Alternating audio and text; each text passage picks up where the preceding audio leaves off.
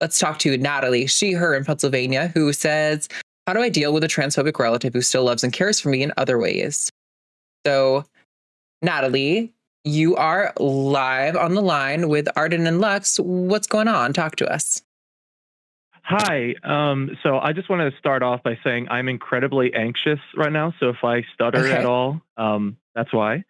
But so I've been transitioning for the past 4 years. And my grandfather, who is the relative I mentioned in my question, has not quite likened it, or is not quite liking it, I should say. Um, he hasn't like thrown me out of the house yet. He hasn't called me any slurs, but he just refuses to give me basic respect, like calling me Natalie or using she, her, still uses my dead name. He even went to my name change hearing like 2 weeks ago, and he saw the judge certify my name change. And I asked him afterwards, like, are you going to call me Natalie? And he said, I'll think about it. And it really hurts. It just, because he loves me in other ways. He takes care of me, but he, I don't know how else to put it. Yeah. Well, first of all, I'm really sorry you're going through that. Just for clarity, did you say this was your father or a partner or a friend? Who is this individual to you? My grandfather. Your grandfather. Okay. Yeah, I mean, I think a lot of trans people can relate to this. I mean, I know, my dad would tell you he loves me, even though I would contest that. I think a lot of trans people have the same experience where their parents, do, I think, love you in principle, and they don't want to see you necessarily suffer, but they're unwilling to contend with the fact that failing to gender you correctly is causing you suffering. And that's, also bad. I'll pass it off to Lux here in just a second, because I'm probably not the best person to answer this, because genuinely I don't I don't know. It's always been a thing in my brain where I have a very, like, to me, that's just not love. If you can do that to somebody, that's fails to be love at that point in my mind. Like, that doesn't feel like love to me. I don't feel loved by a person who does that. And so it's really hard for me to accept when somebody does something like that and then says, I love you. I'm like, I feel like you're lying to me. Like, that feels like almost like gaslighting or something. Like, you're saying one thing and then doing something completely different. Like, it's so hypocritical. So I have a hard time accepting that in my personal life. And it's the reason I am currently no contact again with that side of my family. So, yeah, I don't know, Lex, do you have some advice that isn't fuck that, they're not your family anymore? Or maybe it's the same. I don't know. Yeah, I mean, we are somewhat similar on this. I mean, I think it's worth taking the time to explain, like, this is what loving me is, respect, or whatever framework an older family member is able to take it in. And maybe you could, like, if there is something in their purview that might make it kind of make more sense to them, like if it's military and you're like, well, okay, do you like, are you okay with people like not respecting your military rank? Or if your nickname is, I don't know, Jimmy, and everybody's calling you James, then is that not a form of disrespect? Do you really feel loved if someone is ignoring that about you? I think it's worth trying to explain in that language of being like, hey, if you want me to feel loved and supported, this is how you do it. Because when you do this, I do not interpret that as love. I interpret that as like disrespect. And then, it's your mileage varies at that point of like how much you're gonna, like, how many times are you gonna explain that to someone, or how many chances are you gonna give someone to kind of come around on that? And are you gonna have to put boundaries down? Like, at first, it should come as like, here's my explanation, and couch it in the form of like a request. Like, I'm asking you if you at least if you can't do this, then at least do this. Or, you create like a situation where you can find like a medium between your two positions. And then if it continues to be caustic to your relationship, then you go like, okay, I want to have a relationship with you, but you're making it hard for me by doing this thing that I don't like. And so from now on, if you do this thing that I don't like, then I am going to restrict the relationship. I cannot be around you and have a healthy relationship if you are going to treat me this way. And that's kind of like the therapy version of how to approach this issue. But whatever the boundary is that you set, when it evolves from a request to a boundary where you say, if you do this, then I will do this. Um, it has to be something you're willing to follow through on and enforce, or the message is going to get lost. If you let someone mistreat you, then they're going to keep doing it. So you have to be like, look, I come over every Saturday right now, but if you keep doing this, then I'm only going to come over once a month just to check on you, or something. Whatever works for your particular situation. How does that all land with you, Natalie? I mean, I like that idea because he is one of those don't tread on me kind of people. So maybe I could get him with like, well, part of my rights are being impeded by you not respecting me. Maybe something like that. But I don't know if he's going to go for that because I've talked to him a few times. Me and my mom have talked to him a few times. My mom's very supportive. And he won't get it. And it's been 4 years. And I think I'm either close to just giving up entirely and just, like waiting until there's a point where I don't have to see him in my life again, because as it is, like he is in my life constantly. Or just straight up, like whenever he calls me by my dead name or uses the wrong pronouns, I just don't respond to him. Because I feel like, you're not talking to me, you're talking to a version of me that hasn't existed in 5 years. I would say make whatever it is that you decide to do, make that expectation clear to him.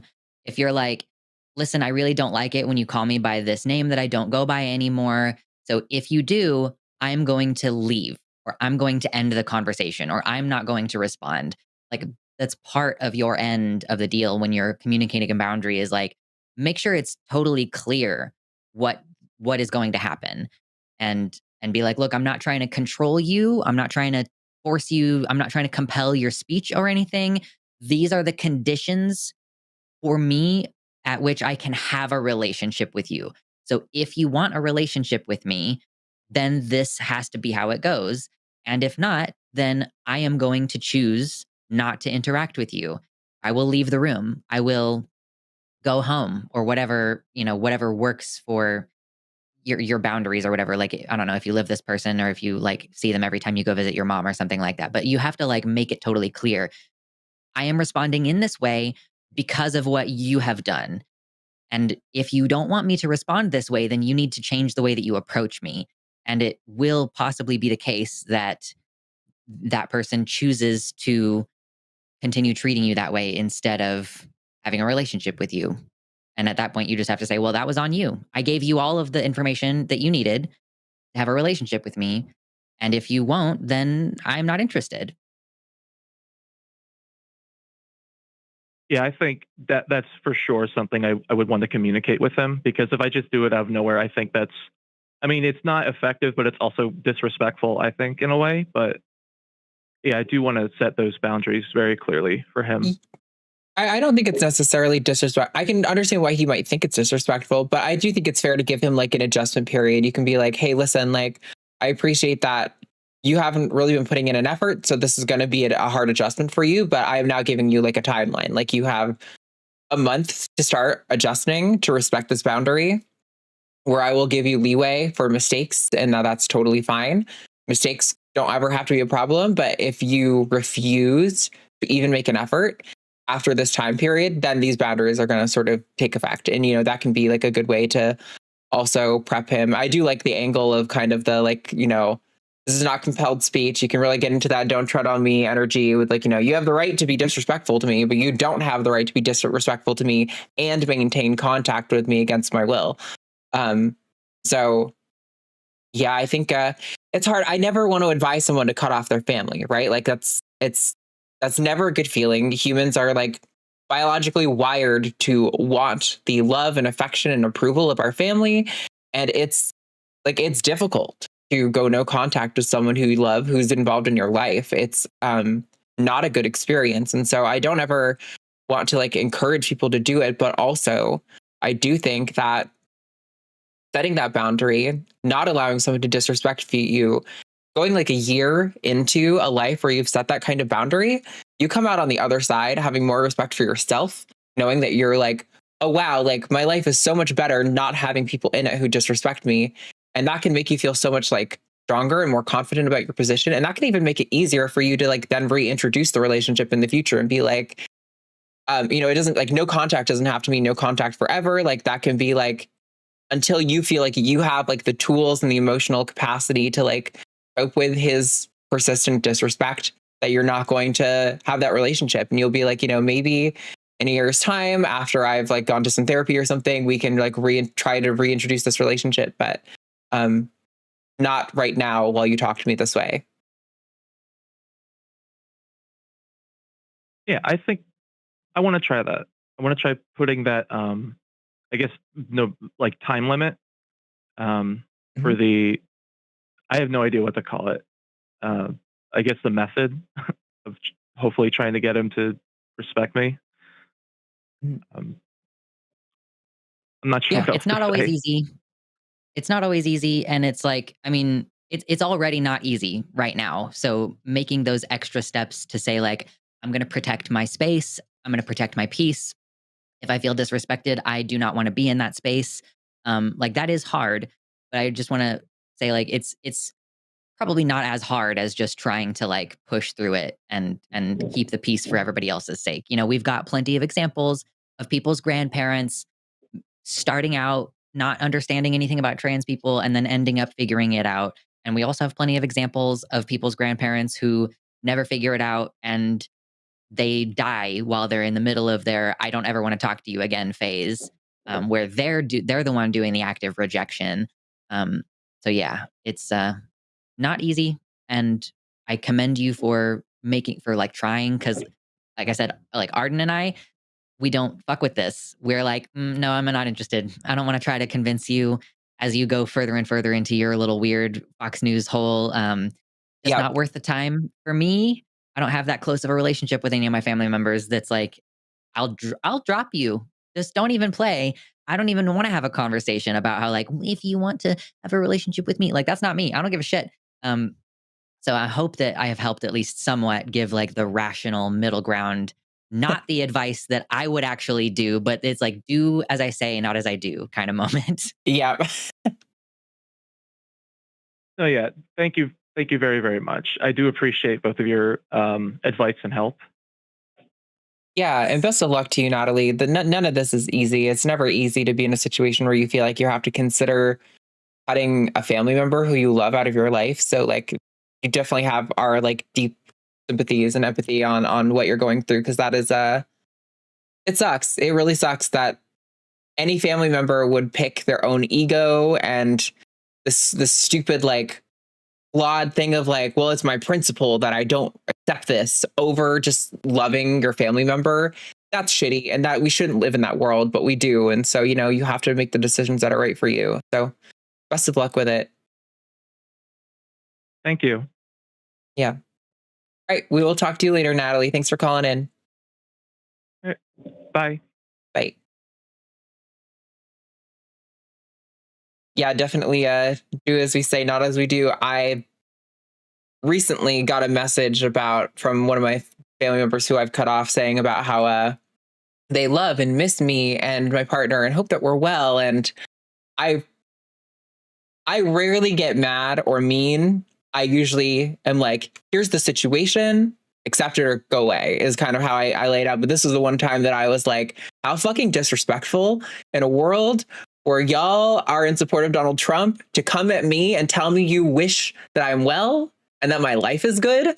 Like, you just spit in my food and told me bon appetit. Like, that is so fucked up on a level you don't even understand and that you won't refuse to engage with.